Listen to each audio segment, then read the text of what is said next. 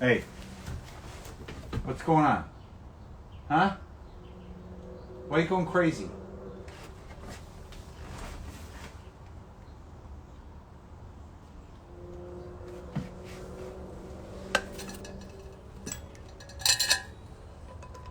Look at this. It doesn't even matter what fucking day it is.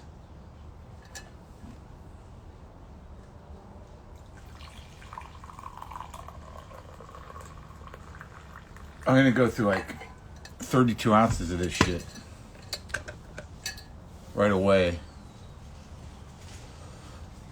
Oh man. I can't believe I didn't drink coffee for like years. When I was with Sarah, I drank tea all the time. But I've drank plenty of coffee in my life.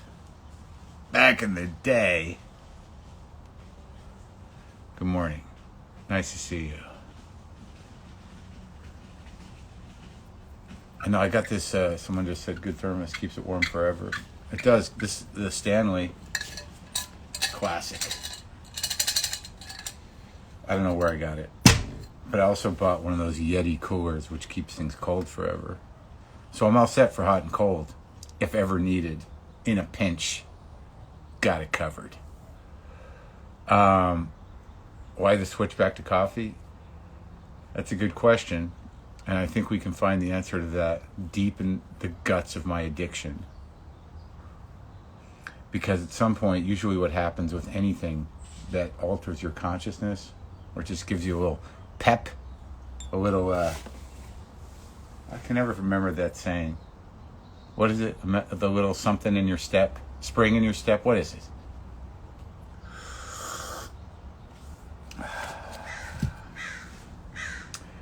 So one day you realize, like, man, life is terrible and sort of repetitive and unsatisfying in a lot of ways. And I don't know how to look at it any differently. What can I do about this?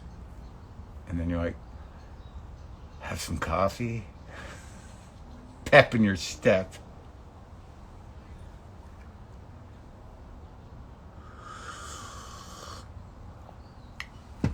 Tea does not taste like brown water.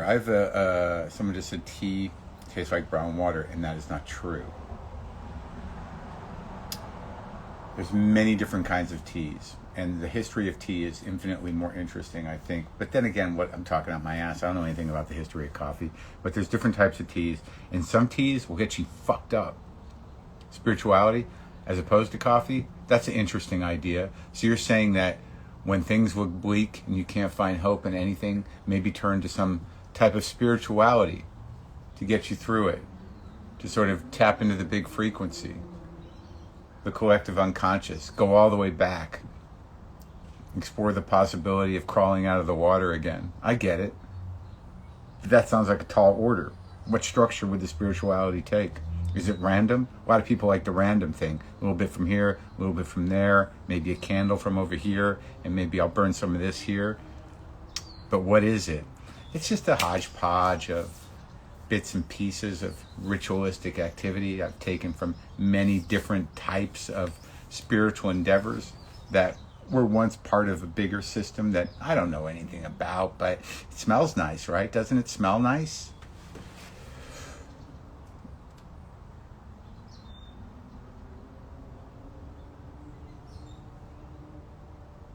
I'm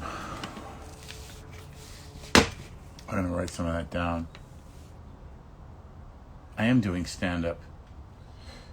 I'm doing it right now.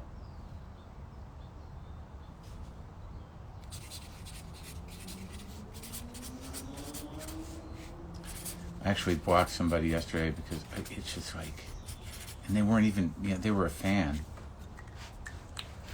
And now I don't know how to unblock them, but I have to find her. Don't ever, don't say this to a comic ever. Hey comedian, make me laugh. Don't ever do that. Say something funny. Just don't.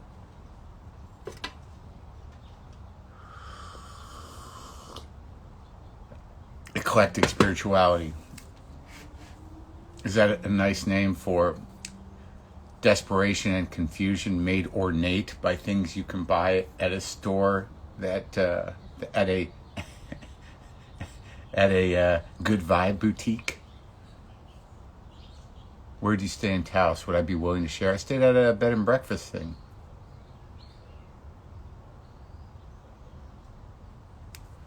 Not a bed and breakfast thing, Airbnb. I didn't go hiking today because I'm going to save it. It seems like in the morning there's a little window. I've got this sort of air quality app that I got, and there was a window to do it again, but I was like, you know what, man, save it till tomorrow to do the circuit workout. I don't even know why. Why am I working out? You're the only people that see me. I don't got nothing to do. We're not doing Glow till next year. I'm not fucking doing stand-up at drive-ins. I spent a lifetime trying not to do shit gigs. And are people that desperate for it that they're going to be like, let's go down to the drive-in and sit in our car and watch the guy desperately try to do his act, and we'll honk our horns instead of laugh? It's a fucking nightmare. I'd rather do this. Why do people ask me about moving to Texas? That is way down on my list. I don't make that kind of money to where I gotta hide that much of it from the government. And I enjoy Texas for a few days, but it's not where I'm going. I freaked out last night though, man. Up and down, dude. Up and down. Working out, staying in shape for the inevitable civil war. Oh, well, in that scenario, I'd be running. So yeah. I know some people are doing the outdoor concerts, but it's like, I don't know, is stand-up that vital to me at this point? I mean, right now I'm probably talking to as many people that this is a better show, and it's live, and we don't know what's going to happen, and I'm expressing my ideas and being funny sometimes, but it's better. Do I need to go outside and be in a panic and have people around, with masks and getting everything right so I can sit there and look at an audience of terrified people desperately trying to have some relief and normalcy in their life in the midst of this, paradigm-shattering, multi-leveled barrage of apocalyptic shit? No, can't I just do that from here? Would that be all right?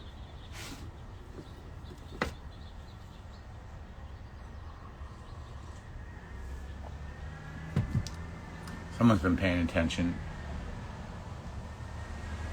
What will ISB do to me, man? What are you saying? What are you referring to? I've gone, I always like when this happens. Is this okay with you guys? Use whatever options at your disposal to maintain your sanity and have some clarity so you'll know what to do for yourself. I'm not a leader. I don't like being led, and I don't like leading.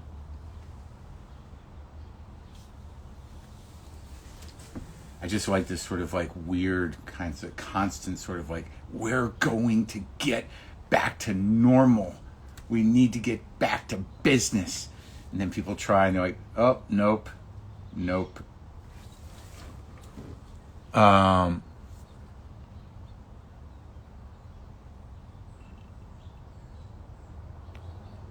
don't care if Chappelle's summer camp's a good time. I give zero fucks. Nothing that anyone else is doing makes a fucking difference to me in terms of show business and who your heroes are. This is a good time on my porch.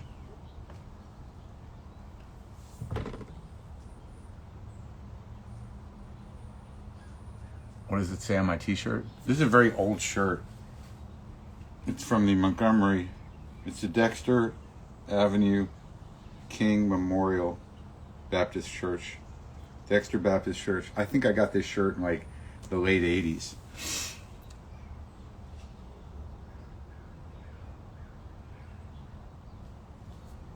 I put my WTF ring back on. Where'd I get it? A guy made it for me almost 10 years ago. So I like when this happens. I went over to the record store yesterday, over to Dan's in the back way with my mask on and a box of records.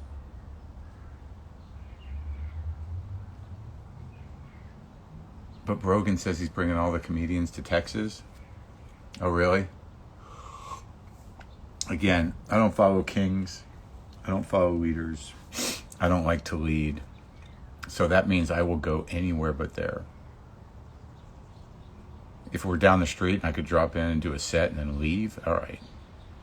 I'll live on the compound and grill meat. So, kettlebells and meat, just hanging around with other people, trying to decide how much HGH to take and why our dicks are so small. That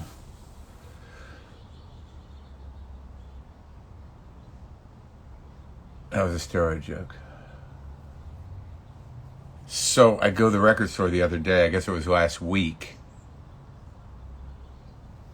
and I got this double record, and look, man, I've got a bunch of records, but there's never a shortage of shit to be discovered. There's no too late to the party, you know? So I got this double album. It was a collection of Incredible String Band. Now, I knew that one of their records was supposedly one of the records that you needed to have in your top. It's like one of the top 100 records, but I know nothing about them. I put this record on, and like all of a sudden I was like, what's going on inside of me? Like I couldn't, there were certain, and I'm no Renaissance fair guy. You know, I like hippie shit as much as the next fucking old hippie, but you know, I'm not that connected to it. I mean, I like a little Nick Drake and whatever. For the folky stuff, Fairport Convention, Dylan, what, doesn't matter. There was something, and I hate to use the word because it is the word that you would use. It was a little bit enchanting, you know? So then I got in this fucking fervor, and I needed to have the first 4 Incredible String Band records. So yesterday, and I never do Discogs, but I did it. And I've got the Hangman's Daughter record, and I've got their first record. And I just can't fucking believe it. This shit is deep and fucking spaced out beautifully. Unreal, man. So I'm like kind of locked into that. People are sending me shit because of this. We had 1,000 people a second ago. Is that what that means? Or is that the number of people? Happy Sunday. I guess when you complain enough or you talk about things and you can get up to 956 people watching you. This was actually, I think, just a gift in earnest. Some of you know about the mystery shit on the lawn that keeps showing up in the same place. It's got seeds in it. We don't know what kind of animal. We're assuming maybe raccoon. But the talk inspired somebody to send me a thing of Repel All. Look at all the different types of animals that I can get off of my lawn. Personally, I would like to wake up to all of those animals in my yard. That would be a great day to have a bunny, a deer, squirrel, a chipmunk, a groundhog, a porcupine, a raccoon, a mole, and a skunk, and an armadillo. That must be it. It's armadillo. So I got that stuff from a guy named Donnie. That was over in my P.O. box today, or yesterday. Thanks, Donnie. What else came in the mail? Someone, I don't recommend this, but it was kind of interesting.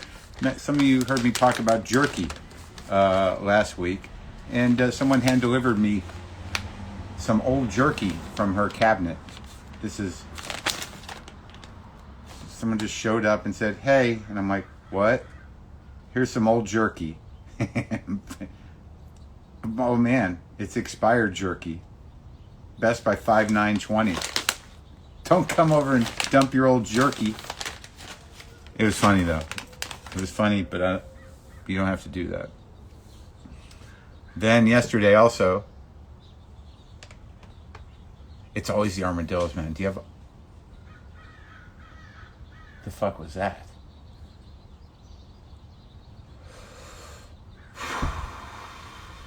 Man. Yeah, so that's what's going on. And I cooked, made some broccoli rabe last night. And I put some crumbled kielbasa in it. And why did I freak out last night? You guys want to know why I freaked out last night? Because I'm fucking all alone over here. And there's like an absence or the grief thing, but like, I don't want to lose my fucking mind. I'm no different than anybody else. I can lose my fucking mind. When you're isolated and, you know, you're not talking to that many people and you get a little lonely and then you look outside and there's nothing but smoke hanging in the air and the fucking no good news. It's so fucking easy to drift and lose your fucking mind.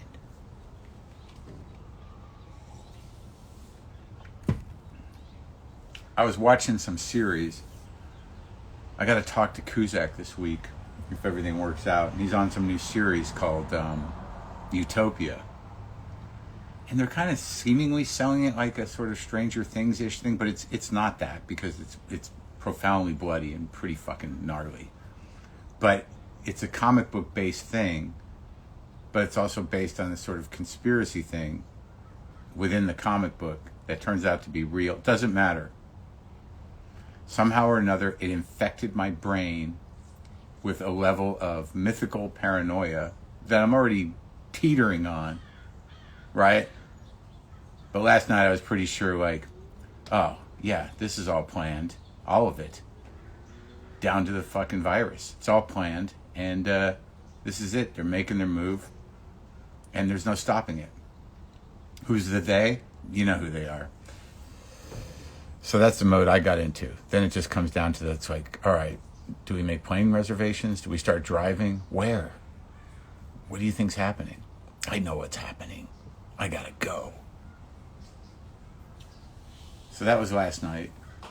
And then I just sort of, you know, meditated. Masturbated, got focused, and dozed off. And today's better.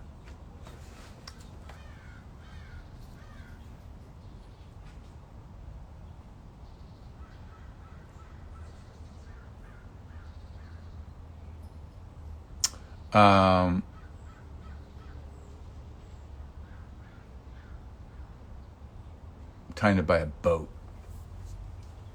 I don't know about that. What the fuck am I going to do on a boat?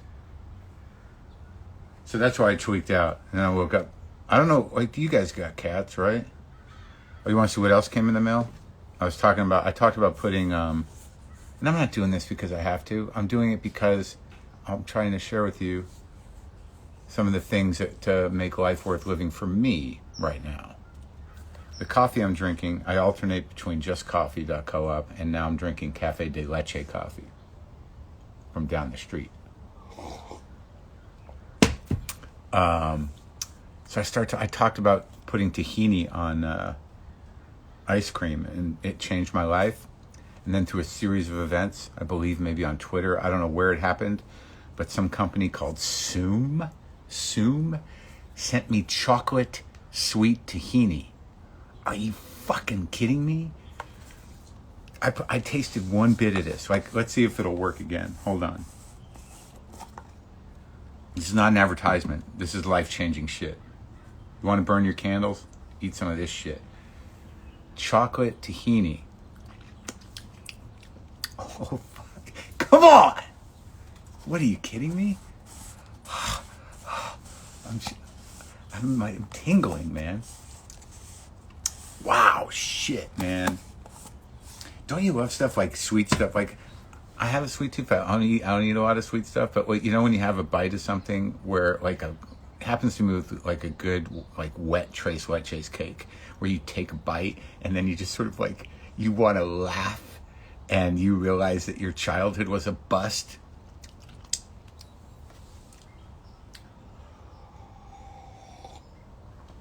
Yeah, they also sent me this like Ceylon date syrup and some regular tahini. I'm very excited about it.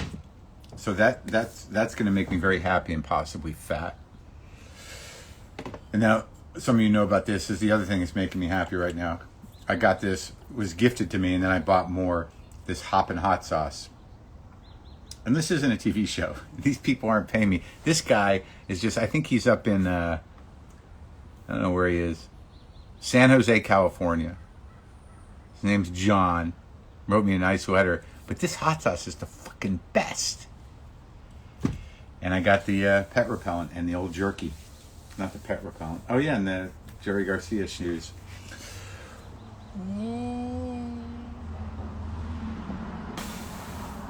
All right, what's up?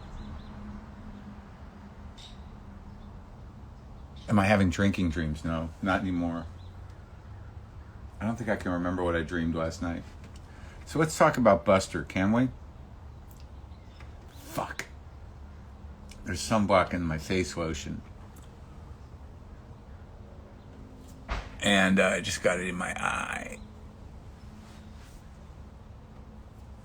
Oh, you want to get the hot sauce? Support this guy. He makes it, I think he does it, you know, it's his only thing. He used to be in the food or service industry, and then he I think he got MS or something. But this shit is crazy. Hoppin' hot sauce. It's fucking crazy. You know what he should do, though? He should probably put the website on the bottle. Oh, there it is. hoppinhotsauce.com. HOPPIN. hotsauce.com. His name's John. Wrote me a nice letter. Oh, so the thing about if you're reacting adversely to, use whatever options you have at your disposal to maintain your sanity, because it can slip away so quickly, especially if you're alone.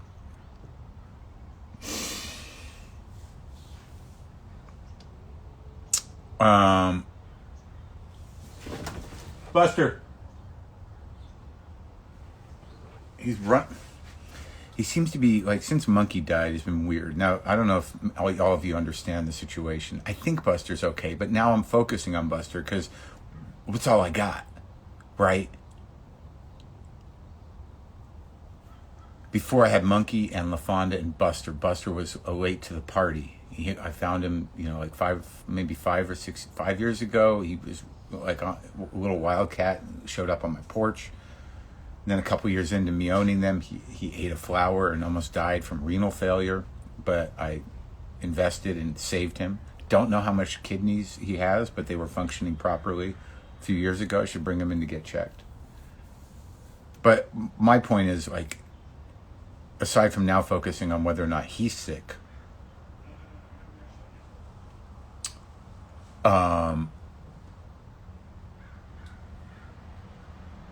it's just like he was always a neglected cat, in the sense that, like, I had the old ones, so they were always first, and they were always sick, usually in his lifetime. I was always fucking freaked out about Monkey or LaFonda. Now they're both gone, and he's got all my attention, and I don't know if he knows how to handle it. Could you handle it?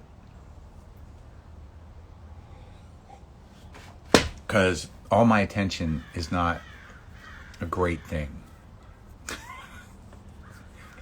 All of my attention can go either way. It can be like nice, or it could be like, stop it. You're annoying me, stop it. I'm fine, stop it. So there's a lot of that going on. But he's acting a little weird.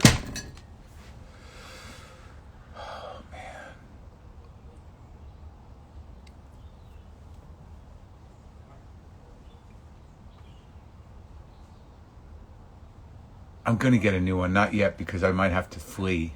I'm waiting to see if I have to flee. I was so close to getting plane tickets. What's up? Plane tickets. See, that guy just saw the show live. Sort of like Chappelle sing. Just walking by. Caught a few lines. I almost bought tickets to Ireland last night. I'm leaning towards it. At least for a couple months. Like, vote by mail, then split for a month or so. But I don't know where to go.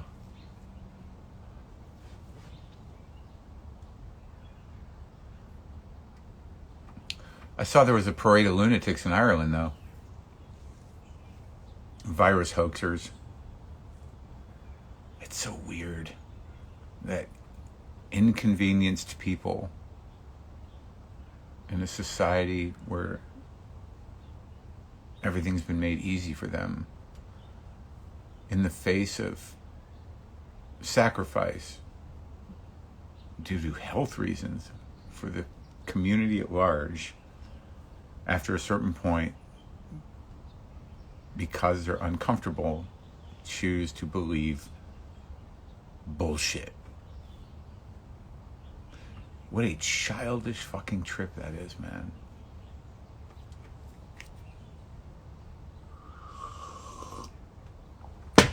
Okay.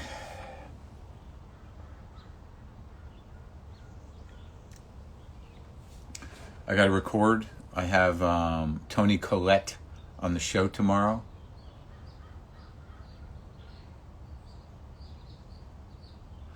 All about fear and taking away rights and inflicting microchips. This whole idea that everyone's going to be tagged. You're already tagged. It's so hilarious. Fucking QAnon garbage. If you have a phone, you're tagged. If you have a passport, it has a chip in it. If you have a credit card in your pocket, they can find you pretty easily. And they can watch you move around, whoever they is. But it's like, there's no need to sort of walk around with these weird guns that plug microchips into people like pets. You volunteer for it. You all volunteer for it. We all volunteer for it. Big Brother is watching us, and that's what we pay him for, so he can tell us what we should buy. I mean, come on. Don't be stupid.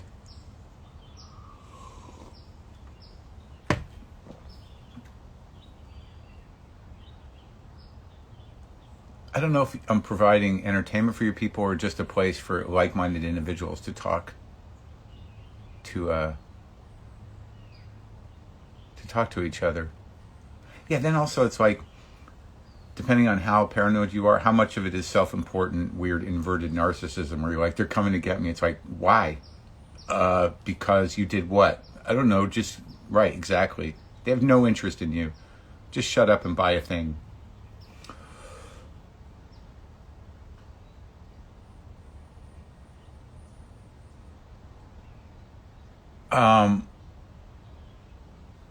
Yeah, I got sucked into that fucking demonic world. John Cusack plays a heavy in this utopia thing. I got to record. I don't want to, shoot my wad here. Sorry. I'm trying to bring back some old sayings. Maybe that's not a great one.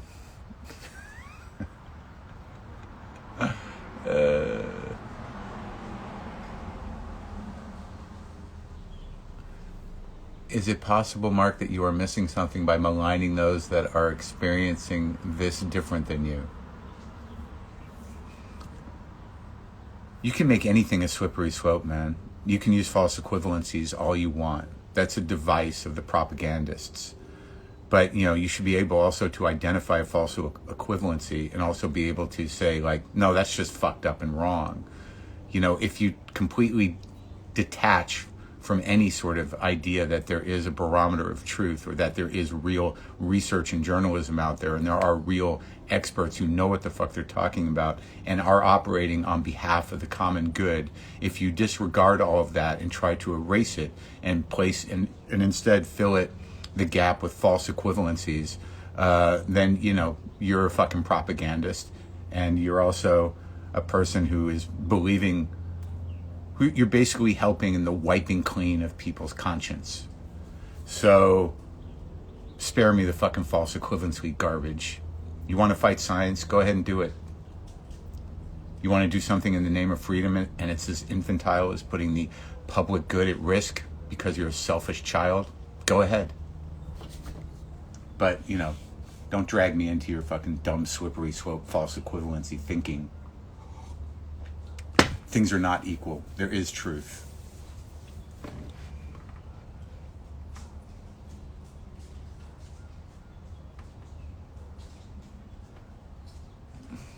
It's just dumb. Hey man, do you think that maybe you're not seeing this correctly and you should have some empathy? Shut up. Play games. Maybe people don't know what fucking side they're on. They think they're being smart by spewing bullshit. and undermining the credibility of people that know what the fuck they're talking about because of their sort of anti-elite, anti-expert, anti-intellectual bias, the bile and bitterness of the people that weren't interested in educating themselves has now become murderous, and we're all gonna fucking pay because dumb people can be shameless and proud about their hatred and contempt for people who are curious and want to expand human consciousness and creativity. Go fuck yourself. I'm not sure any of that made sense, but it felt good coming out. Did it make sense? And hey, man, what do I know? You know, I'm just a comedian.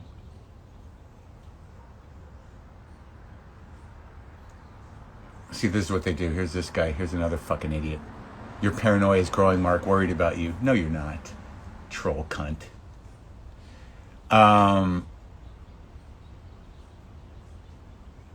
The condescending concern of the troll. Hey, man, are you okay? Sounds like you're losing it.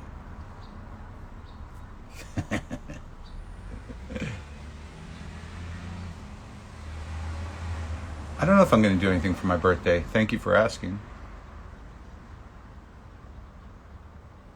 Find some gratitude, Mark. I do every morning. Look, the time I'm spending with you is like an hour. And the time I spend with you on the podcast is maybe 15, 20 minutes. And then I talk to somebody. But during the day, I cook things. I experience gratitude. I talk to my cat. I exercise. I'll fucking, pray to nothing. I'll ask the big frequency for guidance at times. I'll read a few pages of a book. I'm having a hard time reading. I listen to a lot of music. I play guitar. I'm okay, man. Not unlike my stand-up. Don't assume that I'm operating at this frequency, at this level all day long. Because I'm not. Sometimes I nap.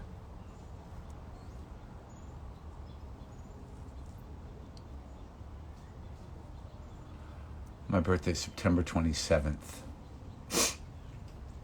All right, so thank you. It's been a pleasure as always. I do ignore the trolls. I think for the past 10 years I've been almost getting off Twitter altogether. I only use it primarily for promo, and then occasionally I'll tweet some shit, but it's almost ridiculous. But then what do you do with the trolls? Okay, how many of them are bots? How many of them represent the actual teeming unconscious of this world we live in? The bad thing is winning inside most people, it seems. Let's not forget, we're all compromised.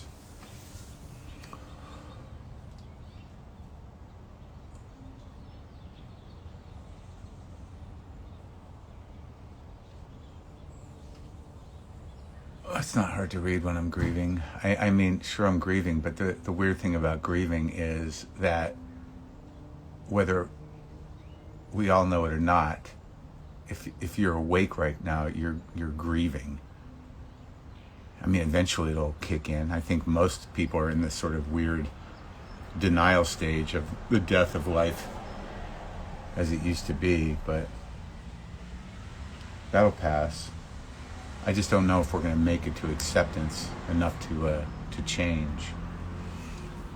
It's getting too heavy, man. Let's lighten it up.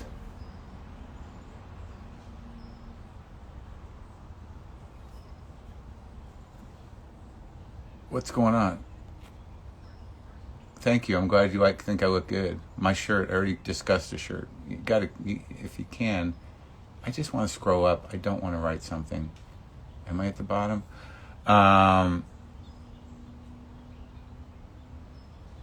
What's your Enneagram? I think I'm 4. I don't buy into that shit. Usually. I spent like a lifetime fighting against the intrusion of mystical shit, brain twisting fucking thought patterns and conspiracies. But boy, being alone and being scared and, being surrounded by, what's happening. Brain wants to lock on to some mystical shit. Because no one's gonna be our mommy now. Maybe I can just pull some ideas together that'll at least make me pretend like this all makes sense somehow. Can you translate that? Yeah, I just want my mom to make it better.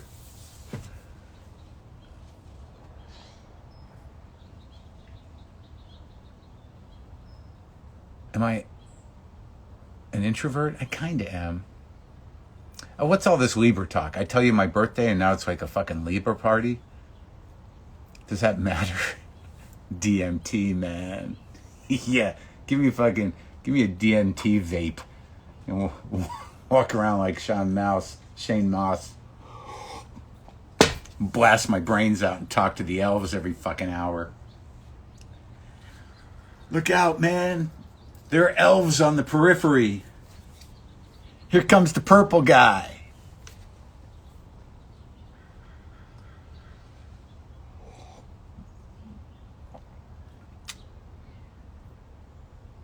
Okay. I quoted you to my therapist and she laughed so hard she cried. Wow. What did I say?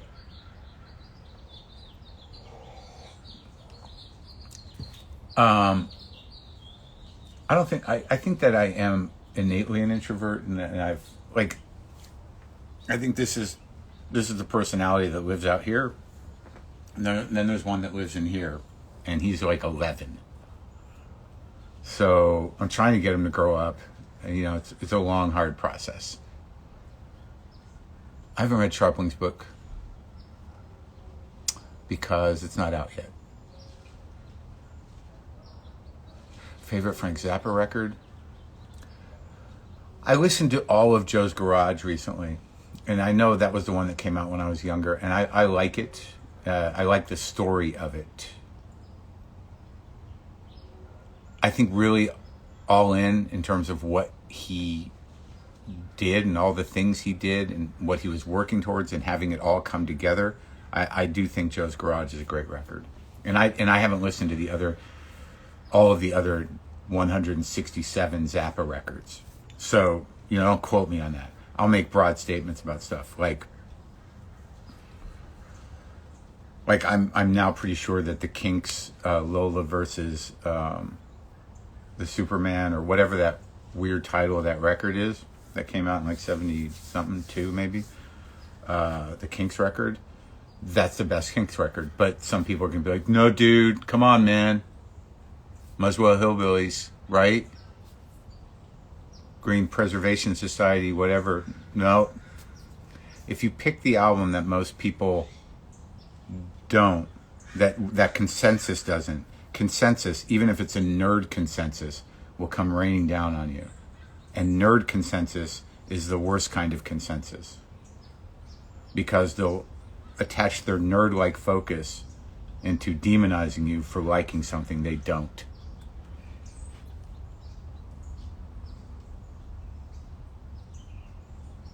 From 1970, yeah. Lola versus the Power Man. That fucking record. Those guys, like, there was a few, man, wow.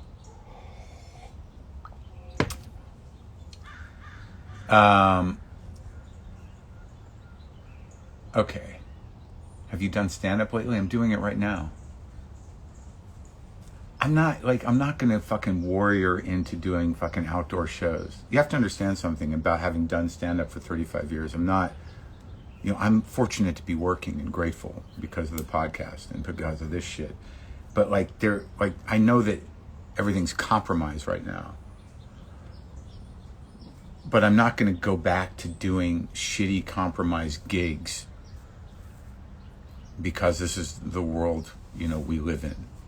I'll wait. I can talk to you like this. I don't like doing outdoor comedy.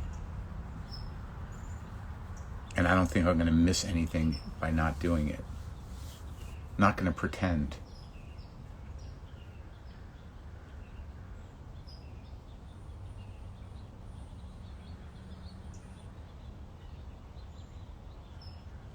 Okay. I never did talk to Levon Helm, and I thought I'd sold his last album, but I didn't. I have it, the one that he put out himself. Oh man. Use whatever options you have at your disposal to maintain your sanity without hurting other people. And try not to become a stranger to the people that love you, if you can. That must be tricky for people that have been locked down together. Must be a lot of that going on.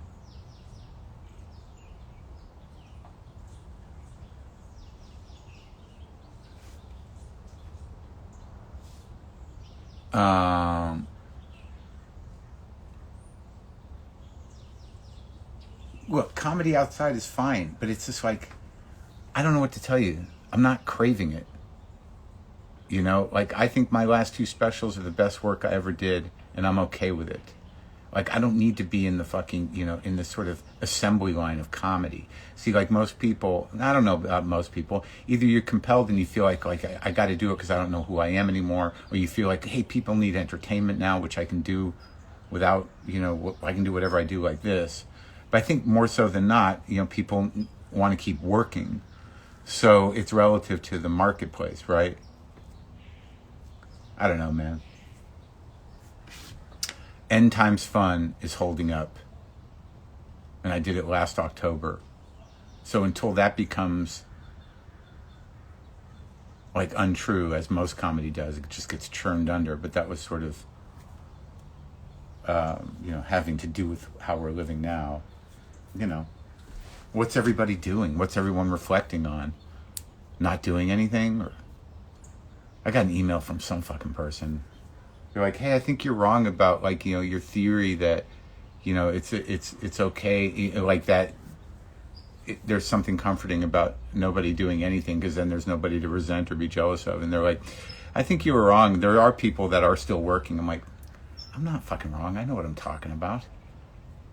I know there are people still writing and making things and doing stand-up. And I was mostly talking about stand-up. And I get that people are doing stand-up. And go enjoy. I don't know anybody anything. I'll do it when I feel like doing it.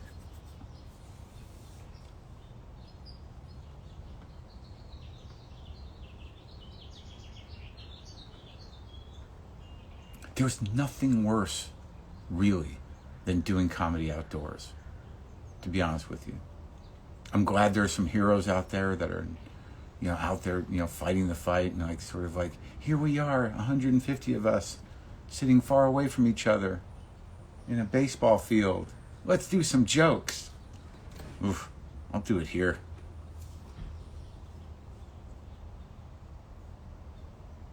Jerusalem Syndrome, I do not think exists on a tape that can be seen.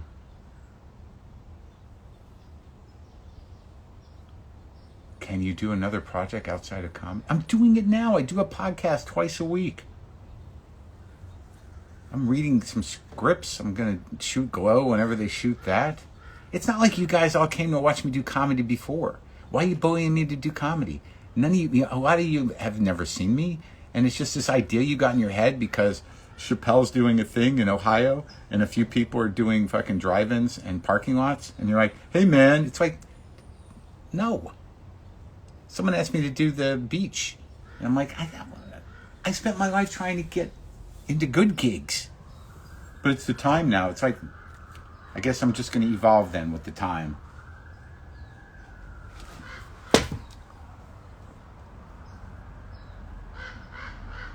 Red Rocks was, it was cool to play that place, but it's still not the optimum play. It's like doing those fucking huge shows.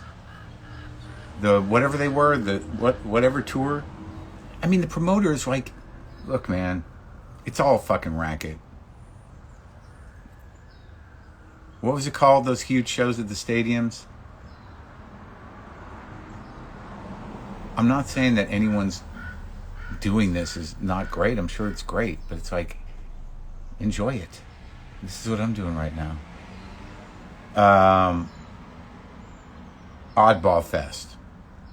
Yeah, those like, it's like you get into this mindset. It's like, well, I want to try that. I want to try to do comedy for 30,000 people, 20,000 people, 15,000 people. But all you can do is figure out which bits land perfectly so you can pace yourself in front of 20,000 people outdoors. It's like, I don't have the ego that needs that shit. To me, like, if you do that well, there's something fucking wrong with you. If you can accommodate 30,000 people who have come to see you with your act in a live situation outside, and that's what, if that's your bag, then, you know, to me, that's a compromise. Because that's not what I'm looking for out of comedy. I'm not here to produce bits and pieces that people will sort of respond to collectively in the thousands outdoors. Like, if I was that guy, there'd be some part of me that's sort of like, dude, you fucked up. Because the actual engagement is not about commerce. It's about connectivity. It's about one-mindedness, about stream of consciousness. It's about discovering things with a bunch of people in a moment. That's where I get off. It was never fucking about money.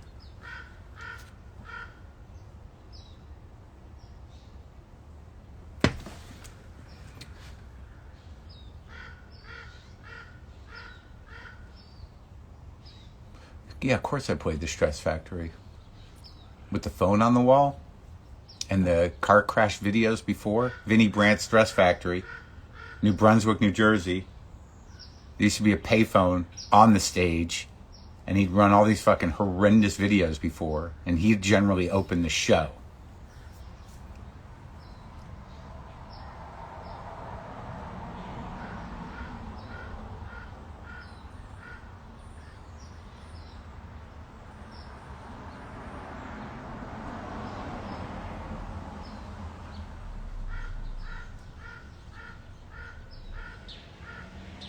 First time hearing and knowing he was on Jon Stewart's show with the long hair. Oh yeah, the Jon Stewart show that was on MTV before he went to the bigger venue, I think.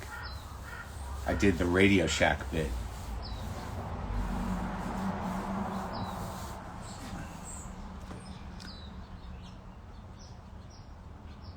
Okay, I think we're good. Sure, it's possible to connect with a baseball field full of people. It definitely is. Music's better for it, but yeah. Of course. I think my perception of what stand-up is, like, I don't know how well you guys know me, but it was never sort of like, hey man, let's just have a good time. We're here to have a good time. I don't like when they play music to bring me up. All right? You know, it's like, let's focus and sort of see where we can go with this.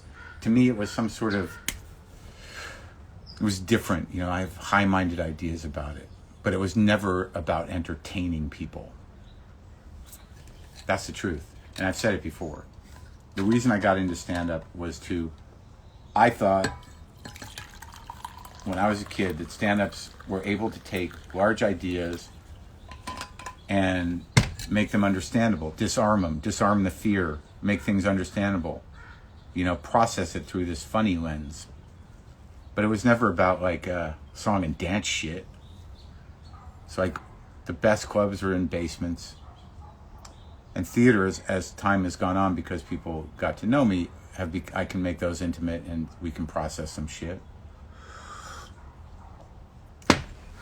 I'm not in it for the goofy.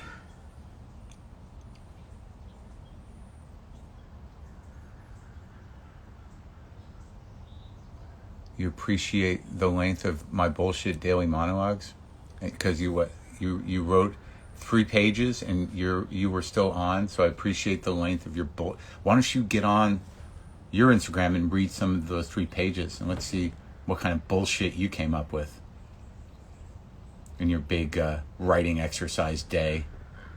Okay, good times. Maybe I'll take a couple days off, maybe I won't. I don't know. I'll figure it out. See if I got anything to talk about. I didn't love the Lou Reed Metallica record. I need a pedal recommendation for my husband's birthday.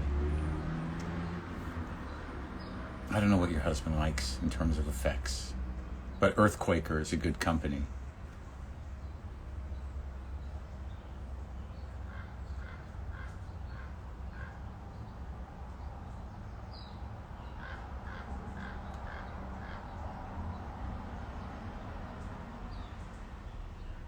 Isn't stand-up comedy ultimately self-therapy anyway? No. I can't stand when people say that. It's condescending. It's diminishing. Stand-up comedy is definitely not therapy. It's a chosen form of expression by people who are willing to do that or want to do that with their life.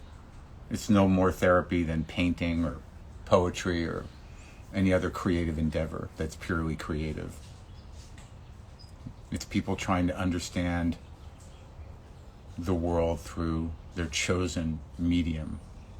Calling stand-up comedy therapy is condescending and usually slightly anti-Semitic.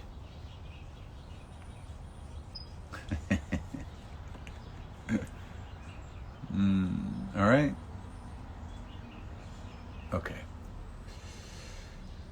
Have a good day. I'm sorry I got too heavy. My hair is just wet. Yeah, I'm gonna go eat something. All right. Bye.